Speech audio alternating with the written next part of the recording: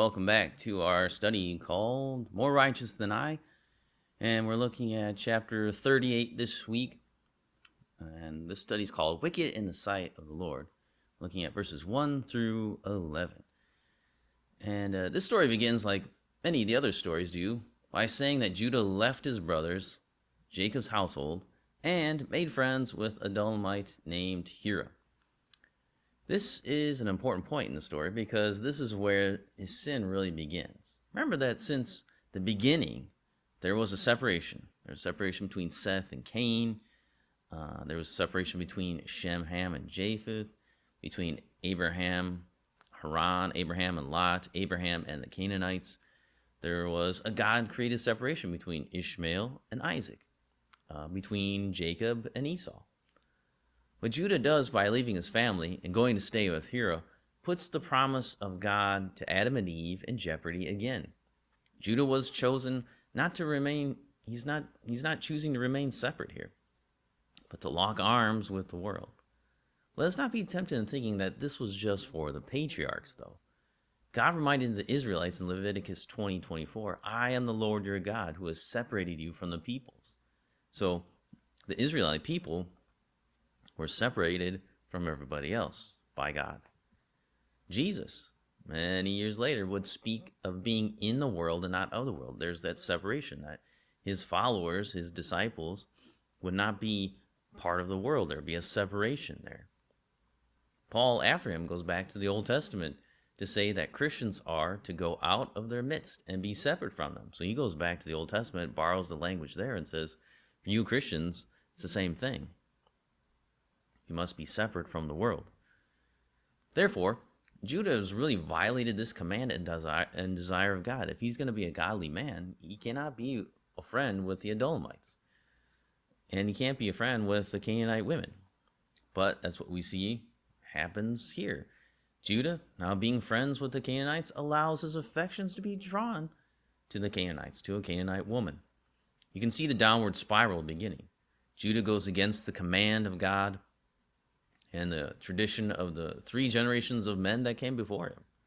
And he marries outside the family, outside the faith. He has unequally yoked himself, which only leads to walking around in circles.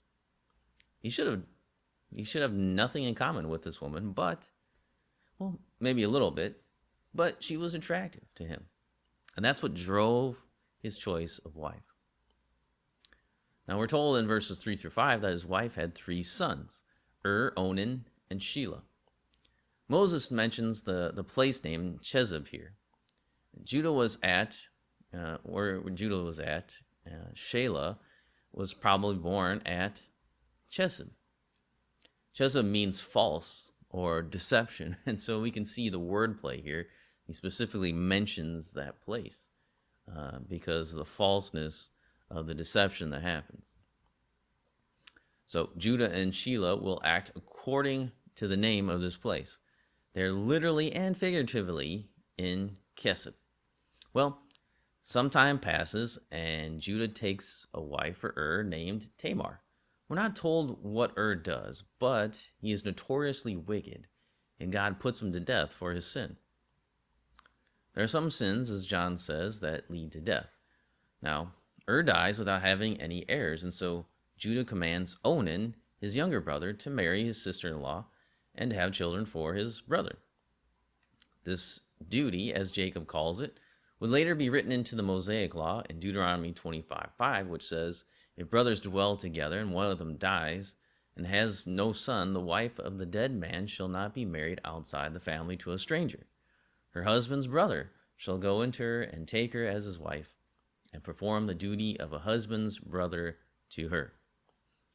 Onan obeys his father and marries Tamar, but he does not like the idea of having children for his brother, and therefore uses birth control methods to prevent Tamar from having a child. What Onan did was wicked in the sight of the Lord, and so God put Onan to death. Judah then goes to Tamar and tells her to live as a widow in her father's house until Shelah gets older, and then they would be married. Well, Jacob told her this because he was afraid that Shelah would die like his brothers. It's an interesting thought because Judah's sons died because of their wickedness. It's not Tamar's fault, but that's kind of what he's saying here. So, delaying the marriage would not spare Shelah, but Judah came to that conclusion and therefore acted accordingly. Tamar, in obedience to her father-in-law, goes back to her father's house. She ends up living as a widow and awaits for Shelah to grow older so that she can get married and have children. You see, this has already begun to put the promise in jeopardy, because if Judah, we can see from hindsight, if Judah is the one that is supposed to, who Christ is supposed to come through, his firstborn son is dead, his secondborn son is dead, his thirdborn is still alive, but Judah's afraid that he's going to lose him too. So if all of his sons are dying, we've got a problem here, right? Got a problem. So, and we're going to see in the next section that it gets even worse. And how is this all going to play out?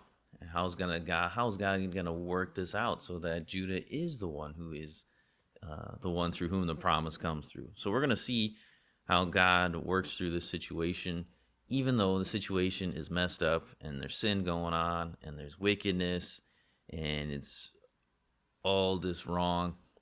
God can still work through that, which is who our God is. So come back next time and we'll look at Tamar's trap in verses 12 through 23.